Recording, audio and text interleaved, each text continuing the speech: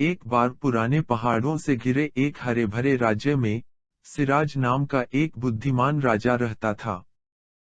उनके दरबार में लोग अक्सर उनके पास समस्याएं लेकर आते थे और वह हमेशा कहते थे, जो होता है अच्छे के लिए होता है। यह बात राज्य में बहुत महत्वपूर्ण हो गई थी, लेकिन एक व्यक्ति अभी भी इसके बारे में निश्चित नहीं था। राजा के मुख्यमंत्री जिसका नाम विराज था। विराज एक चतुर और मेहनती मंत्री थे, लेकिन उन्हें समझ में आने वाली चीजें पसंद थीं। वह समझ नहीं पा रहा था कि जो कुछ भी हुआ, चाहे वह अच्छा लगे या बुरा, वास्तव में सर्वश्रेष्ठ के लिए कैसे हो सकता है। इस संदेह ने उन्हें बहुत परेशान किया, भले ही उन्होंने राजा सिराज के लिए बहुत वफादारी से काम किया। वह वास्तव में यह समझना चाहता था कि राजा का क्या मतलब है। एक दिन, राजा ने लोगों की मदद करने और उनकी समस्याओं को सुनने के लिए एक दूर के गांव का दौरा करने का फैसला किया। विराज और अदालत से कुछ अन्य लोग भी उनके साथ गए। उनका रास्ता उन्हें घने जंगलों और खड़ी पहाड़ियों से होकर ले जाता था। जब वे सवारी कर रहे थे, राजा का घोड़ा एक ढीले पत्थर पर फिसल गया और राजा गिर गया। गिरते ही उसकी उंगली एक तेज चट्टान से टकराई और उसमें से बहुत खून बहने लगा। विराज तेजी से उनकी मदद करने के लिए दौड़ा।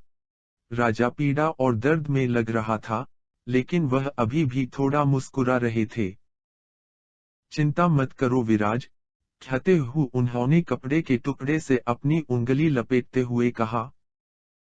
जो होता है अच्छे के लिए होता है। विराज परेशान नजर आ रहा था।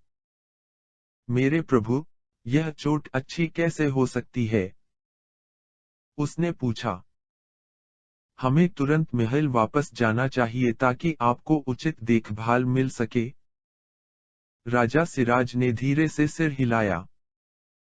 नहीं, हम यात्रा जारी रखेंगे। यह छोटा सा दुर्भाग्य हमें किसी बड़े दुर्भाग्य से बचा सकता है। लेकिन आज्ञाकारी, विराज ने उनका अनुसरण किया क्योंकि उन्होंने अपनी यात्रा फिर से शुरू की। दोपहर बाद वे गांव पहुंचे।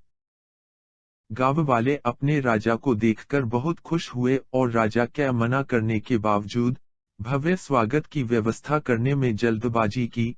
जैसे ही रात हुई, राजा और उसके अनुचर ग्रामीणों द्वारा प्रदान की गई एक बड़ी, मजबूत दिखने वाली झोपड़ी में आराम करने के लिए तैयार हो गए। उस रात भयंकर तूफान आया।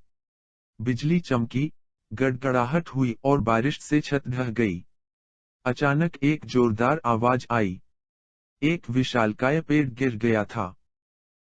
इसकी भारी शाखाएं सीधे झोपड़ी में जा गिरी, जहां राजा और उनके अनुचर सोए होते, अगर उन्हें किसी ग्रामीण ने पिछले दिन की बारिश के कारण छत में हुए मामूली रिसाव के बारे में चेतावनी नहीं दी होती।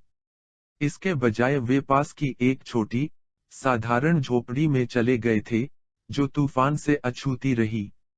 अगली सुबह उन्होंने उस झोपड़ी का विनाश देखा जहां वे सोए होते। राजा विराज की ओर मुड़े। देखो, मेरे दोस्त, यदि मेरी घायल उंगली हमें विलंबित न करती, तो हम पहले ही पहुंच गए होते और ठीक उसी झोपड़ी में सो गए होते, जहां पेड़ गिरा था। मेरी चोट, जो दर्दनाक थी, उसने हम सभी को बड़े नुकसान से बचाया। विराज सन्न रह गया। इस घटना ने शुद्ध तर्क में उनके विश्वास को हिलाकर रख दिया और उन्हें यह देखने पर मजबूर कर दिया कि कभी-कभी जो बुरी चीजें होती हैं, उनके पीछे वास्तव में एक अच्छा कारण होता है। जब उन्होंने जीवन की अप्रत्याशित प्रकृति के रहस्य और ज्ञान को अपनाना शुरू किया तो उनका दिल हल्का महसूस हुआ। राजा और उनके अनुचर कुछ और दिनों तक गांव में रहे, जिससे तूफान से हुए नुकसान की मरम्मत में मदद मिली। विराज ने देखा कि कैसे इस दुर्भाग्यपूर्ण घटना ने भी समुदाय को एक साथ ला दिया, जिससे ग्रामीणों के बीच बंधन मजबूत हो गए क्योंकि उन्होंने जो खो दिया था उसे फिर से बनाया। महल में उनके लौटने पर विराज का नजरिया बदल गया था। उन्होंने दैनिक चुनौतियों में छिपे आशीर्वाद को देखना शुरू कर दिया और दूसरों को तात्कालिक परेशानियों से परे देखना सिखाया। वर्षों बाद विराज स्वयं एक बुद्धिमान नेता बन गया, जो अक्सर अपने ही लोगों के सामने राजा के सारथी शब्दों को प्रतिध्वनित करता था। जो होता है, अच्छे के लिए होता है। उन्होंने उनके बाल बाल बचने की कहानी और उससे मिले सबक को साझा किया, जिससे उनकी प्रजा को आशा और साहस के साथ जीवन के उतार चढ़ाव का सामना करने की प्रेरणा मिली। इस प्रकार बुद्धिमान राजा की मात्रा कई लोगों के दिल और दिमाग को छूती रही, और उन्हें याद दिलाया कि हर कठिनाई के पीछे एक छिपा हुआ आशीर्वाद हो सकता है, यदि वे इसे ढूंढना चाहें।